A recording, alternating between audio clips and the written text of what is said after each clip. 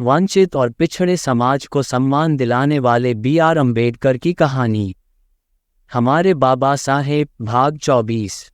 ऋग्वेद की अम्बेडकर की व्याख्या उस प्रचलित धारणा को चुनौती देती है कि जाति व्यवस्था जन्म पर आधारित एक प्राकृतिक विभाजन है।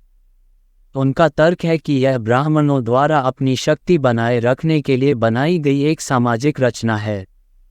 इस परिप्रेक्ष्य ने भारतीय इतिहास और समाज की समझ में क्रांति ला दी, सामाजिक गतिशीलता को आकार देने में धार्मिक विश्वासों की भूमिका पर जोर दिया। अम्बेडकर का विश्लेषण इस धारणा को भी चुनौती देता है कि जाति व्यवस्था भारतीय संस्कृति का एक अंतर्निहित और अपरिवर्तनीय पहलू है। उनका दावा है कि यह एक मानव निर्मित संस्था है जिसे शिक्षा, राजनीतिक सक्रियता और कानूनी सुधार के माध्यम से खत्म किया जा सकता है। उनके कट्टरपंथी विचारों ने दलित आंदोलन को प्रेरित किया और भारतीय संविधान का मसौदा तैयार किया, जिसने अस्पृश्यता को गैरकानूनी घोषित किया और सकारात्मक कार्रवाई नीतियां प्रदान की।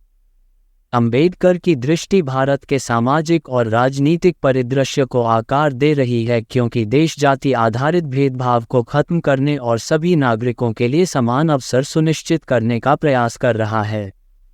इसके अतिरिक्त अम्बेडकर ने 2 ग्रंथों में साम्यवाद पर अपने विचार व्यक्त किए, जहां उन्होंने शोषण के मार्क्सवादी सिद्धांत को स्वीकार किया लेकिन सांस्कृतिक पहलुओं पर प्रकाश डाला और सामाजिक परिवर्तन के लिए लोकतांत्रिक और शांतिपूर्ण उपायों के महत्व पर जोर दिया। अपने दृष्टिकोण को कम्युनिस्टों से अलग किया। उत्पादन के सभी साधनों को नियंत्रित करने और संपत्ति के निजी स्वामित्व को खत्म करने के मार्क्सवादी विचार के प्रति अम्बेडकर का विरोध उनके इस विश्वास में निहित था कि ऐसे उपाय समाज की समस्याओं का प्रभावी ढंग से समाधान नहीं करेंगे। मार्क्सवाद के विपरीत अम्बेडकर ने राज्य के पूर्ण उन्मूलन की वकालत नहीं की, बल्कि एक वर्गहीन समाज में विश्वास किया जहां राज्य का अस्तित्व बना रहेगा और विकास में सक्रिय रूप से भाग लेगा। हालांकि 1950 के दशक में बीबीसी के साथ एक बाद के साक्षात्कार में अम्बेडकर ने वर्तमान उदार लोकतांत्रिक प्रणाली के संभावित पतन को स्वीकार किया और विकल्प के रूप में साम्यवाद के किसी रूप को अपनाने की संभावना व्यक्त की। ये कथन राज्य की भूमिका और सामाजिक परिवर्तन की आवश्यकता पर अम्बेडकर के दृष्टिकोण में बदलाव का प्रतीक है। हालांकि उन्होंने शुरुआत में उदार लोकतंत्र की सीमाओं को पहचाना, लेकिन प्रगति को आगे बढ़ाने में एक सक्रिय राज्य के महत्व को भी समझा। बहरहाल, साम्यवाद की उनकी अंतिम स्वीकृति मौजूदा व्यवस्था के प्रति बढ़ते मोहभंग और सच्ची समानता और न्याय प्राप्त करने के लिए अधिक कट्टरपंथी दृष्टिकोण की आवश्यकता में विश्वास का सुझाव देती है।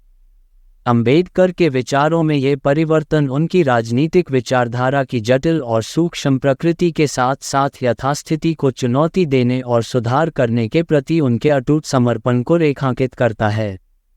शुरू में मौजूदा ढांचे के भीतर सामाजिक सुधारों की वकालत करने के बावजूद अम्बेडकर की गहरी जड़ें जमा चुकी असमानताओं के एहसास ने उन्हें साम्यवाद जैसे अधिक कट्टरपंथी समाधानों पर विचार करने के लिए प्रेरित किया। उनकी सोच में यह विकास जाति आधारित भेदभाव और सामाजिक अन्याय को कायम रखने वाली दमनकारी संरचनाओं का सामना करने और उन्हें बदलने के उनके दृढ़ संकल्प को दर्शाता है। वैकल्पिक विचारधाराओं का पता लगाने की अम्बेडकर की इच्छा वास्तविक समानता की उनकी अथक खोज का उदाहरण है, चाहे इसके संभावित राजनीतिक परिणाम कुछ भी हों। वंचित और पिछड़े समाज को सम्मान दिलाने वाले बी.आर. अम्बेडकर की कहानी। हमारे बाबा साहेब, भाग 24 समाप्त। धन्यवाद। आप देख रहे थे गॉड ब्लेस टीवी हिंदी। हमारे साथ जुड़ने के लिए सब्सक्राइब अवश्य करें।